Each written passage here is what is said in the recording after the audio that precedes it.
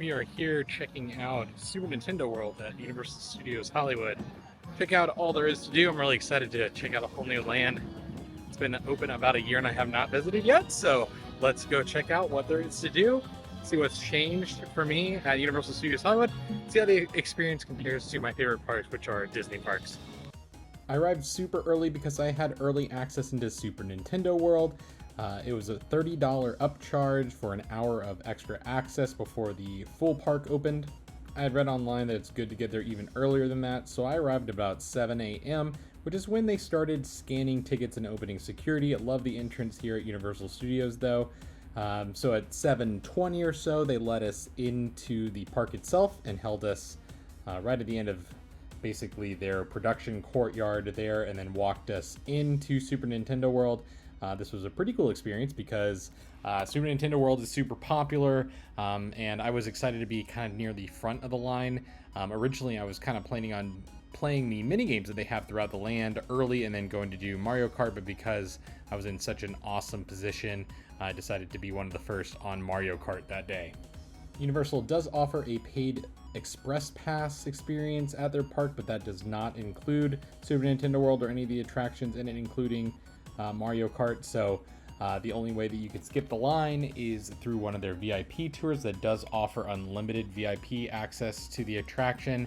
I think it's actually pretty reasonably priced for the day. It's about $300 to $400 depending on what day. They use some variable pricing based on the time of visit.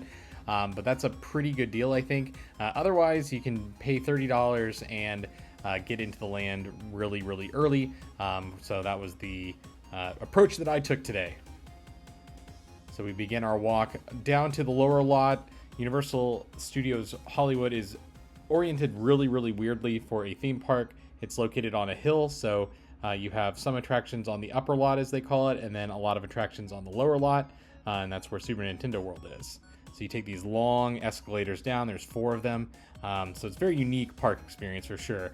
You can see some of the construction for their new Fast and the Furious dueling roller coaster that they will open in 2026. This is one of the coolest things. I can't really show you because of copyright, but they actually merge the Super Nintendo 8-bit music with the park audio as you enter the park, so it kind of fades into the Super Nintendo audio. It's an amazing effect and probably my favorite thing of the day, honestly. But we're coming into the warp pipe and through the gates here into Super Nintendo World, which was absolutely an incredible sight. I think that Universal knocked it out of the park. As a spoiler warning for this video, I think this is one of the best lands that I have ever entered. Now, in order to get the full experience here in Super Nintendo World, you will have to buy a power-up band. There's Mario, Luigi, Peach, Toad, and Bowser for the power-up bands, and that's gonna allow you to collect coins throughout the land. It's gonna allow you to interact with the Mario Kart ride. You earn stickers, which you can access on the app or on one of the kiosks throughout the land. But overall, that's just gonna make your day way better because it's just way more interactive and it just adds so much to the experience. So it does kind of suck that you have to buy a power-up band, which costs a little over $40, but it is a pretty amazing experience with the band, and you can reuse it if you're planning on coming back to the land. So if you do live nearby, I do recommend buying one. But if you are just here for the day, I think you have to buy one because it just makes this land so much better, and it's a cool little souvenir. So Mario Kart does offer a single rider line that can be really short. It's surprisingly short compared to the length of time that people are waiting in the regular standby queue. So my plan was to walk through the standard queue because you don't see really any of this from the single rider line early. And so that's what I did. I love the Yoshi section here. There's a bunch of different sections throughout this queue. This just makes the ride so much better in my opinion. So I don't think that you should miss walking through the general queue. It really does set up the ride perfectly. So it's Mario Kart Bowser's Challenge. So Bowser has challenged Mario to a race. And so you have a team of racers. You're, of course, on Team Mario, and you're against Bowser's team. And there's a number of different interactive elements throughout the ride. It's a slow-moving dark ride, but has a ton of interactive elements. Not only are you interacting with your power band, collecting coins, but you also have a steering wheel that you have to turn at certain times, and then firing shells at the various objects or Bowser's team members throughout the ride. You wear some goggles that kind of look like Mario's hat, and it's an augmented reality experience layered on top of this dark ride. So it's very disorienting, very confusing.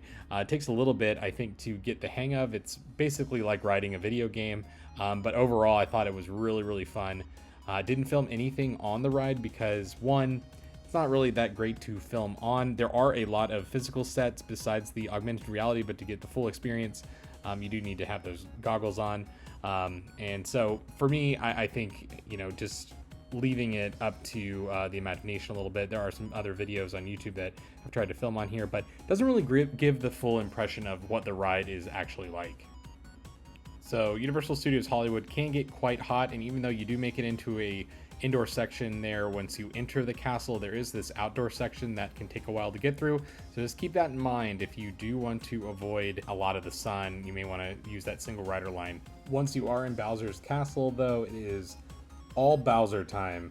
They have some amazingly themed rooms setting up all the preparation that Bowser goes through, how to make the bomb-ombs. He has a whole library with a bunch of books with funny titles on there. There are a ton of details to check out here. There's all the trophies. You're actually competing for a Mario Kart trophy, just like in the video game, but it's a Universal Studios trophy right there. Really cool setup here. I just absolutely love this queue. It's just really worth the time. And if you do have to wait in a long line, there is enough here, I think, to entertain you. But the line did stretch to about 90 minutes during my day, and the ride was having some trouble. It was breaking down a whole bunch.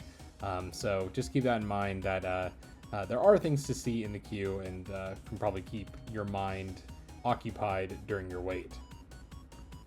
And like I said, if you are collecting the stickers for the app with your power-up band, you just scan your power band on the steering wheel, and then that'll connect to your app.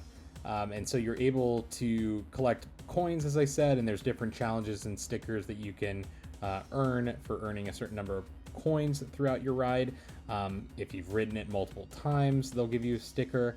And then also they have some secrets, like little clue boxes that you can fire your shells at in each room. And then you get a sticker for hitting all of those during one of your rides. So there's a lot of repeatability here. I think that's really a major win. But I love this pre-show area explaining the gameplay of the ride, and it's themed to Mario Kart TV, just like the video game. I just really loved all of this. And one thing that's cool about your power band is that it actually works as an amiibo too. So when you're waiting for the ride here in this room, over to the left are different costumes, and those are what you get in the game once you connect your power band to your Switch. So that's pretty cool that it connects into the Nintendo universe, what this all came from. It's just par for par what I love about Nintendo. And here is what I look like in the little Mario hat that you got to put your visors on. The visor itself is connected to the Mario Kart that you're hopping in. That's what the vehicles look like. But overall, an amazing ride. Definitely something you shouldn't miss. Best ride in the park, I think, in my opinion. But that's only one part of this whole land. There are 4 mini games that you can play with your power-up band. And so that's how you collect these keys. And once you get 3 keys, there's a separate attraction. And it's kind of the story of the land that Bowser Jr. has taken the golden mushroom. And so you got to steal it back. And so that is the fun part here, is you collect the keys and then you go into a little cave and fight Bowser Jr. But I played all the games. They're pretty simple. Some are a little bit more challenging than others, though. And you can lose them, so you could wait in line and then actually lose and not get your key. So just keep that in mind. It's good to watch the others playing. And then if you replay them, they actually get harder. Now, throughout the land too, tapping the power band shows a few characters that are kind of in the original Mario 8-bit, which I really loved. Loved finding these, and if you find all of them, you get a sticker in the app. I'll also show some areas that are way hidden. This land has a lot of secrets, which I just absolutely loved. A lot of people bypassing. So I did get my 3 keys, and I headed into Bowser Jr.'s little castle. Here is really cute portraits kind of setting up the story of how he's now king. There's some cool things to check out here in the queue that are very interactive. And then you can tap your key on the treasure chest, your power band, on the key on the treasure chest, and get a little prize. And it's all augmented reality basically playing in there. It's really a lot of fun. Hard to film though. But I did have a reservation for Toadstool Cafe as well, which is a very popular item. They do have a wait list system, so I got on the wait list and arrived here for early lunch. Took a little bit to order, but once I did, they sat me at a table and I waited for my food. Got a little bit more than what I wanted to eat, but I did skip breakfast that morning, thinking that this would be basically lunch for me. It was cool that they put the table waiting device actually on the table and it lit up so they knew exactly where people were. So I did get the Luigi burger, which is more of a chicken sandwich with pesto. That was good. The garlic knots, which were a little bit of a disappointment, and then the Princess Peach cupcake, which was a buttercream and very, very delicious. The main gift shop in the land is the 1-Up Factory, which I loved. I loved the theming in there. And so that was basically my time. It was about 3 or 4 hours inside of just Super Mario World, but I wanted to check out the rest of the park. I hadn't been on the new Jurassic World ride, which is basically a retheme of the old Jurassic Park ride. Pretty similar, but more themed, of course, to the new movies. This ride is a classic, and I did like the retheme. I did miss the park gates of Jurassic Park opening up for the raft in the old version of the ride. So I think that you can still go to Universal Orlando and have that experience because it's not themed to Jurassic World. But I really, really loved that ride. The other reason why I wanted to come to the park this summer specifically is that they are celebrating the 60th anniversary of their tram tour. So they've rethemed a lot of the trams, not all of them, because my tram actually wasn't rethemed. But it is super retro here. They have a lot of special things going on. They brought back the earthquake attraction, which I always loved as a kid. And then they allow you to walk off the tram and go have some pictures with some original props from Psycho. And a number of other movies, which is really cool. A lot of times, too, they'll drive through the courthouse square where they filmed Back to the Future, my favorite ride. That was what I was most excited about. But unfortunately, they were filming. So that can happen here. It is a working studio, and that's one of the coolest things about this park. So unfortunately, I did not get a chance to visit with Marty McFly or Doc Brown. But that just means I'll have to do a VIP tour the next time I come back because I believe that they visit the courthouse square. So just going to have to do that next time. But overall, it's a great tour. It lasts over an hour. And now with the stop in the middle, you actually can get off your tram and then get onto a different tram. So it could last a lot longer than that if you're going to all of the photo stops that they have set up there. It was a little hot, so I didn't spend very much time on that stop. So overall, I thought that this tour was just as good as it has been. There's a number of different mini attractions through it that if you've been over to Universal Orlando, they basically have expanded these mini attractions into their own standalone attractions. So you have the Fast and the Furious ride, which is one of the worst rides ever made at Universal Orlando. Actually works a lot better on this tram experience, I thought. And then we're driving in right now to the King Kong 360 experience, which is really great. And I really do like the ride over at Universal Orlando, Kong Skull Island. But it's great to have all these little mini attractions throughout the tour. It's very exciting and just really a lot of fun.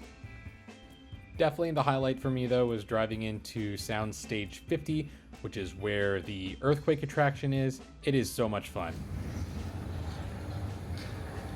Hang on tight, folks. This might be the big one.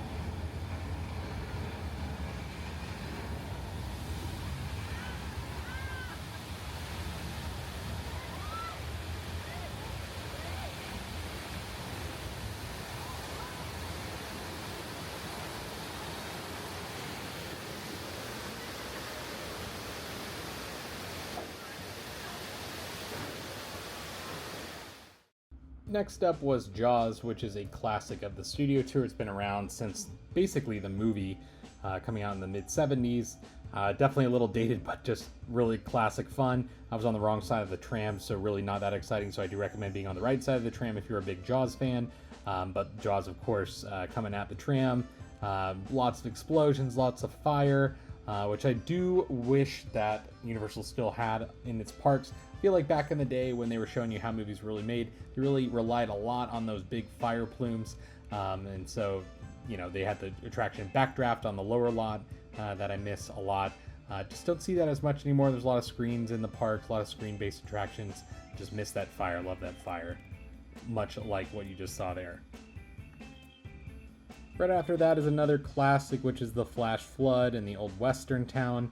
Really love this one. Kind of reminds me of Catastrophe Canyon back in the old days at Disney MGM Studios, which is now long gone. But a lot of fun to see this in action, and it's a good effect.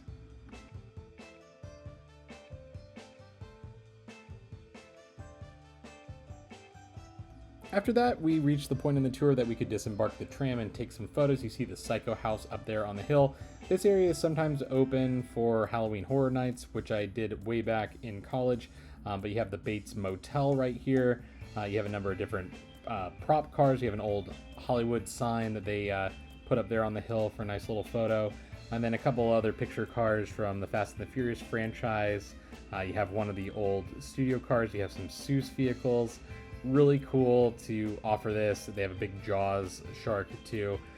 So just walked through here really quickly and then jumped back on the tram to finish off the tour. Walked through or drove through Nope, which I haven't seen. Wasn't really honestly that cool of an experience. I think that they could probably plus up this area a little bit. And then the tour ended with that Fast and the Furious attraction. So I think it's actually pretty fun on the tram tour itself, just not as a standalone attraction at Universal Orlando. So that was great, and then walked off the tram and decided to check out a little bit more of the park. Wanted to go into the Wizarding World of Harry Potter. It's a little bit smaller than the one in Orlando, and of course doesn't have Diagon Alley, but it was cool to check out. And then I was going to try and do the new Secret Life of Pets ride, but it was over an hour wait and the line was not moving. So I decided to go check out the DreamWorks experience, which besides the pre-show was really just Kung Fu Panda, and they reused footage from a ride I rode in Dubai a number of years ago. So that was really weird. But I did end my day seeing the DeLorean. So thanks a lot for watching, and we'll see you next time.